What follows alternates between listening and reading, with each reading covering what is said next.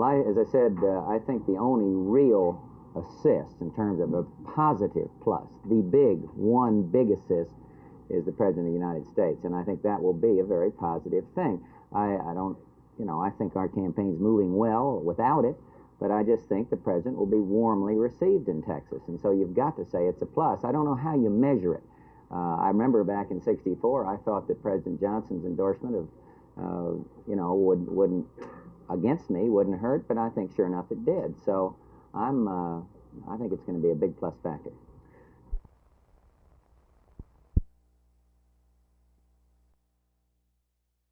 The 5 outstanding young Texans of 1970 have been named.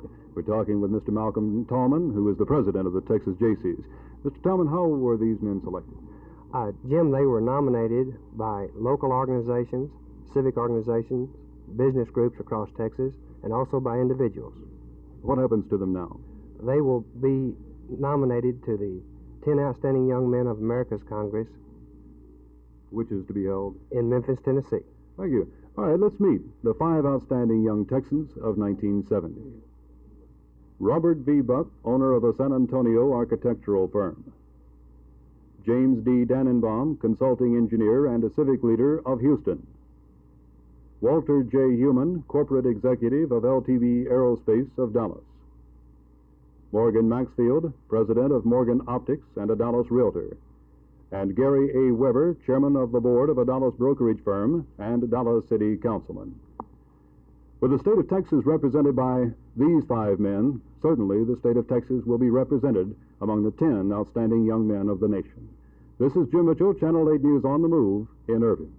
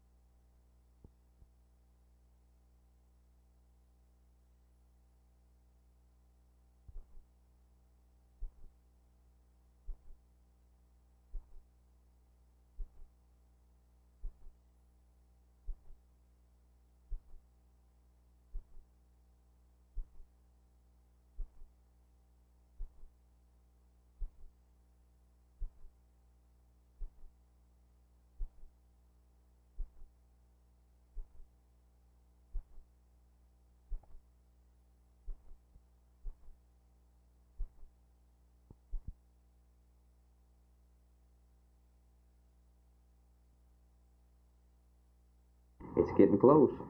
So a lot of us may not be around next time, Jay. And I feel like we have a very bright, capable council. I'm pleased to work with all of them. We have a few squabbles now and then, but that's just politics. I think they're capable of making a very good decision, and I think they will. But there's so many things that hit us day in and day out that you really got to go at it hard to get over any one point. This is why I'm bringing it out in the public now to try to get the decision made now. I think that people of Fort Worth would vote pretty well along with these proposals.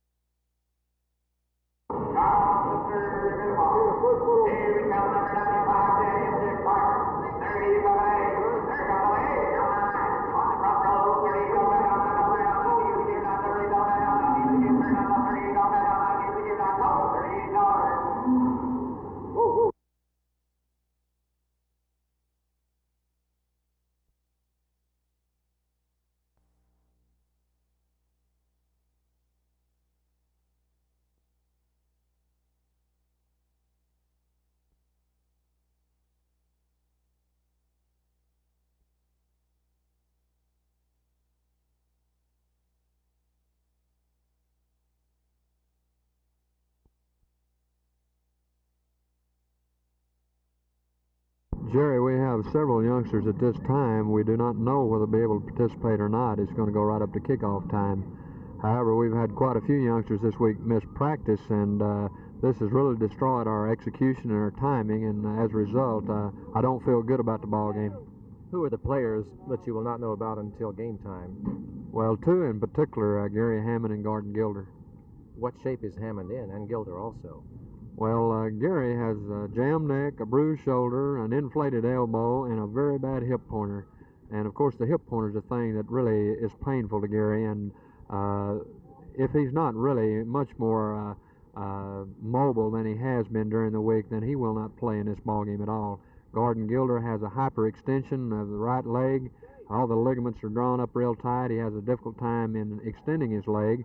And this has slowed his speed considerably, so we won't know until warm-up time before kickoff whether Garden will be able to go or not. How do you think the game will go tomorrow? Well, with that two members of our starting backfield and three others that didn't work out until Wednesday, I'd say it's going to go Texas Tech right now. There's someone upstairs who's certainly going to have to help us today. Well, you've had the knack out in Lubbock of getting your teams ready. We're going to do it again? Well, you know, Jerry, we have been real fortunate in Lubbock getting the teams ready, but we've had people with experience to get ready to play. We lost one year out there to Donnie Anderson in a big hailstorm, and if it doesn't hail, maybe we got a chance.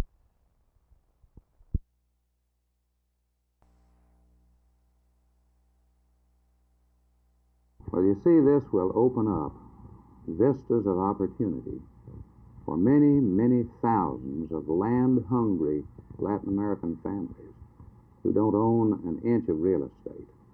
It'll give them a chance to have a stake in the future. In another sense, it will be a tangible, concrete evidence that the United States has not forgotten its closest neighbors and best friends, the people in our own hemisphere. There's a feeling down there that some of the luster may have gone out of the Alliance for Progress. This will revive the spirit of hope for the eventual development of this hemisphere and the working together.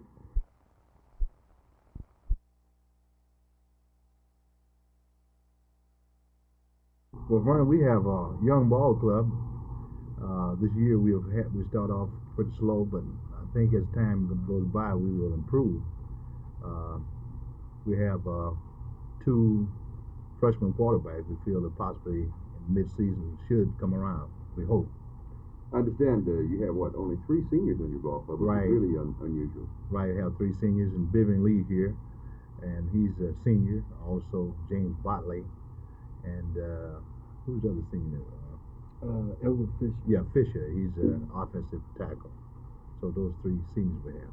Vivian Lee, you're one of the 3, as Coach Tankersley pointed out, a defensive back. I would imagine with as young a team as you've got, all those juniors and sophomores, you have a special role, don't you, of leadership and trying to develop this club? Well, I'm the captain this year, and we have good leadership among the juniors and the sophomores on the team, and I don't have any special duties. Everybody's willing to work hard. I know that you're concerned. You played 5 games, and you've still got at least half the season to go. But looking to the future, do you have aspirations of perhaps going on to pro ball? Well, I think if I have a good season, I might have a chance to play professional football, and I would like to play. One of the young juniors that we're talking about is Jerry Wallace, who's a Dallasite, graduate of Pinkston. Jerry, what led you down to Prairie View in the first place? Mostly my high school coach, which I graduated from Pinkston and Dallas, and he was telling me about Prairie View, and I didn't want to go to college at all, but he inspired me to go on, and when I got there, I liked it.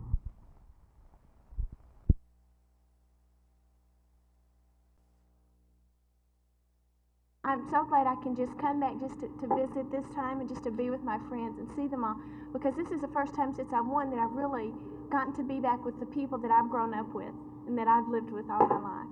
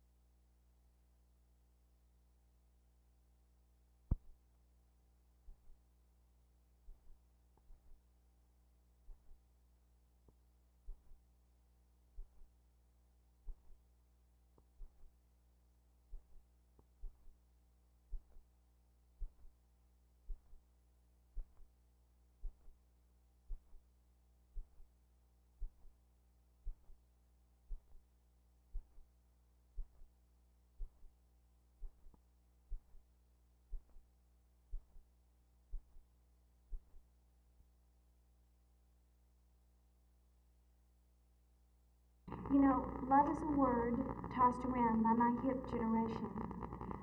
Love of people, our fellow men, love of country, and love of God is the triangle that I believe in.